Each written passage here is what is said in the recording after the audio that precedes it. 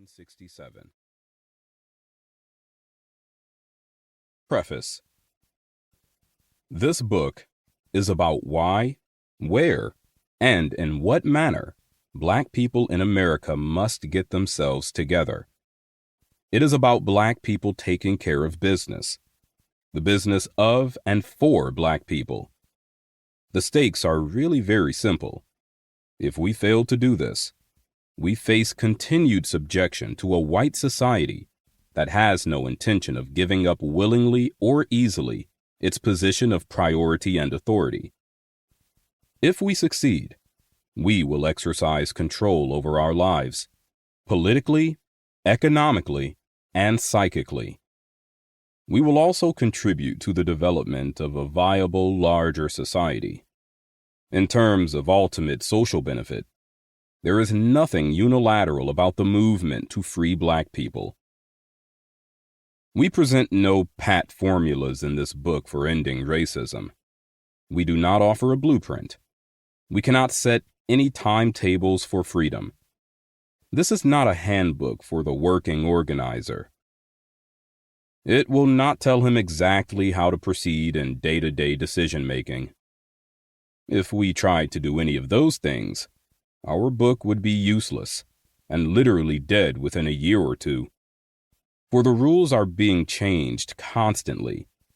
Black communities are using different means, including armed rebellion, to achieve their ends. Out of these various experiments come programs. This is our experience.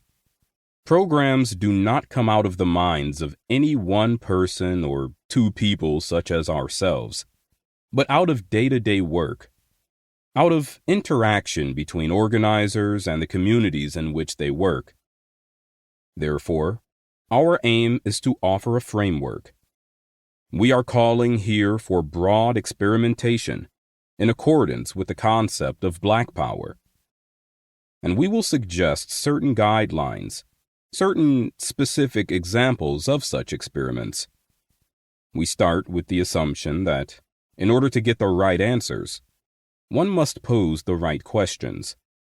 In order to find effective solutions, one must formulate the problem correctly.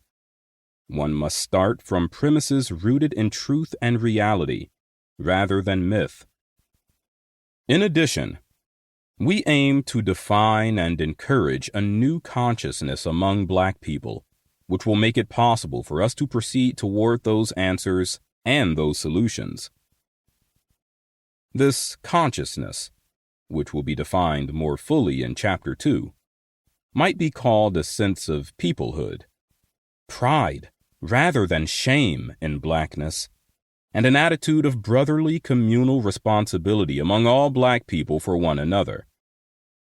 To ask the right questions, to encourage a new consciousness, and to suggest new forms which express it, these are the basic purposes of our book.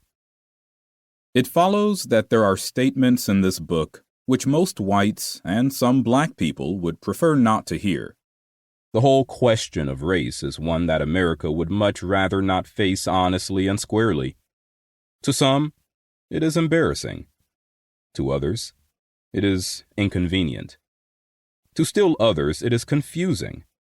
But for Black Americans, to know it and tell it like it is, and then to act on that knowledge, should be neither embarrassing nor inconvenient, nor confusing.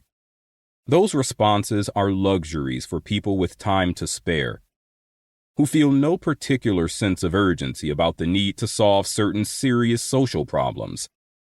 Black people in America have no time to play nice, polite parlor games, especially when the lives of their children are at stake.